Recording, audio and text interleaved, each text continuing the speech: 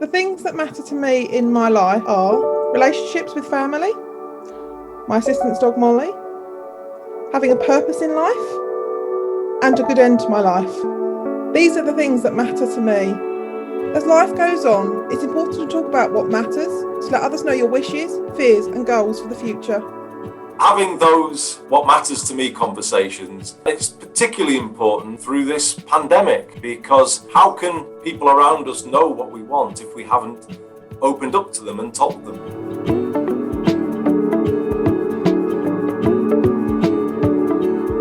I came at the age of 9 from Kashmir. To think that boy from that mud hut has done well in Bradford, hopefully I'd like to contribute to the betterment of society in the UK and elsewhere in the world.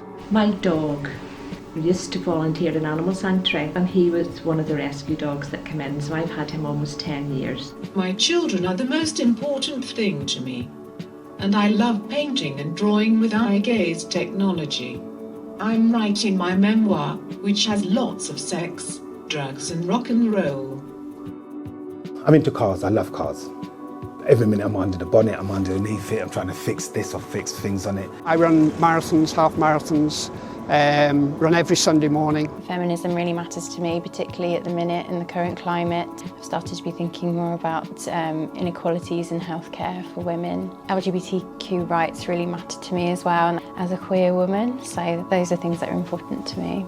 Satisfying work, my wife, my dogs. Top of my list at the moment is family. Spending time with family. With friends. To be warm. What was important to me pre-COVID is totally different from what it is now.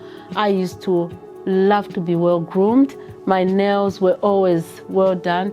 Not important anymore. What is important now for me is to be alive, to have good health, and to go on holiday. I mean, I so want a holiday. So the three of us as a family were hit very badly by COVID. My husband ended up being hospitalized in intensive care. While he was in hospital ventilated, a number of things went through my mind, because my husband and I had never talked about where he would want to be, whether he would want to be home, where he would want to be buried. Nothing of those wishes had been aired between me and my husband. Now we know what's going to happen. I know what is very important to him, and I think he also knows what is important to me as well. We don't ask often enough about what is it that's most important to people, what matters most to them. If we know that, when health and social care are engaged in trying to help people in the last part of their lives, then at least they will know how they can focus their care and what they can do to make things better. So what I always say is, well, let's just start from building up trust, building up a relationship, talking to somebody about what actually living well means to them. It's a process of many conversations about getting to know someone, being nosy, being curious, finding out more about them and their close ones, their family members, their friends, and what they value, what they treasure. So what matters most as a question, if we really listen to the answer, the medical treatments will just fall into place. I didn't want to hear it. I didn't want to have a conversation. I didn't want the plan. But my goodness, that plan enabled him to be in his own bed, listening to the owls with his favourite music, with his cat on the bed, us coming in and out, favourite food until the last few minutes. You know, it was a privilege, you know, and it is a huge consolation in our grief, and we have no regrets as a family, and I know from other stories from families how precious that is. So what I teach is that if I was dying and I wasn't able to speak for myself, I wouldn't want you coming near me with a flannel, because it really hurts my skin when somebody does that to me.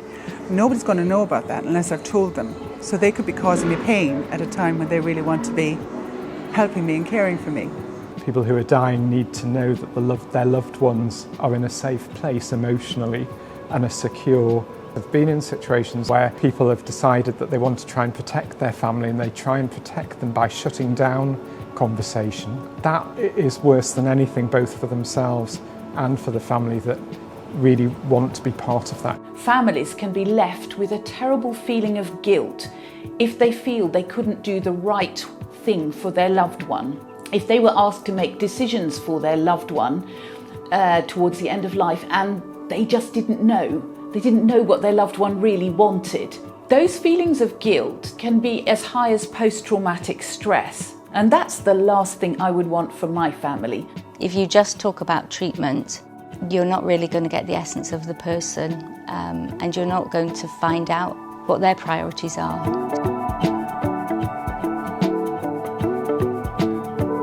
The care I receive will be more important to me than the treatment, I think. We had a patient who was brought in as an inpatient, very unwell, didn't have any family members, but there was one thing that he was bothered about. It wasn't about his medical needs.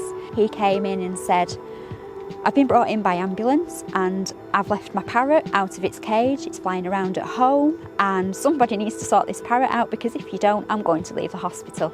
We managed to get a parrot specialist to come in and capture the parrot for him, look after the parrot until he was able to go home and then be back home with his parrot, and home was where he wanted to be at the end of the day. We've been encouraging doctors and nurses and carers and families to think ahead to what would be important to them if they were nearing the end of life. I mean, sometimes it can become quite clear to me that my patient doesn't want to talk to me about it, and that's absolutely fine. There are certain cultures that don't discuss or engage in end-of-life conversations. There will be those people, you say it once, twice, three, it gets to a point whereby you think, actually, this is assault. You can't impose it on people. As a palliative medicine friend of mine once said, it's a moral crime to waste the time of a dying person, and I think sometimes professionals don't remember that.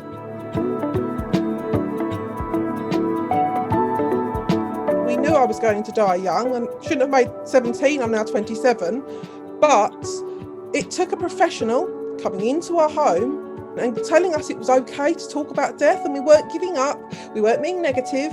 If we can give people the confidence to show them that it's not a morbid conversation, actually it's about what matters to you, what makes your life worth living, what would you want for yourself in an ideal world, and just try and capture that over time. I suppose it's about grabbing opportunities rather than shying away from them, because sometimes it's easier to shy away, but there can often be quite a relief in the room when you do go there. What I did with my family was I used this symbol system, Talking Mats, and we looked at all the different aspects of what they would consider, what they wouldn't consider, and they were both able to express different views, and we just revisit that every year. We need to talk about it. People don't talk about death. I don't know, maybe, like I said, when I first came here, I was petrified going anywhere near the mortuary because it's the unknown. I'll never forget this undertaker. He came one day and he said, why are you shaking? What are you scared for? I said, because the body. He said, why? I said, I don't know. That's the thing, he said, you don't know. The person you've got to be worried about is not the dead, it's the living. I think like a lot of things, it's easier when you do it than you think it's going to be, and actually it's the fear of doing it is a lot worse than actually just kind of jumping in and giving it a try.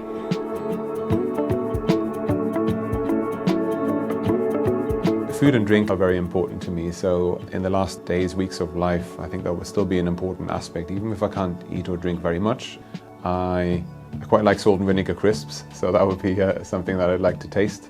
Little tastes of food, maybe even dark chocolate or something like that. I'd love to have flowers around me. My mummy loved yellow roses, and I do too, and I would love the room to be full of yellow roses. Like usually just a big party or something like that, everyone getting smashed, it'd be hilarious. As Done. many people as you want, like, free bar. Being brought up in Wales, I think I would love to be in Wales, somewhere sort of in the countryside in North Wales actually. Ideally with my family, or my partner at least.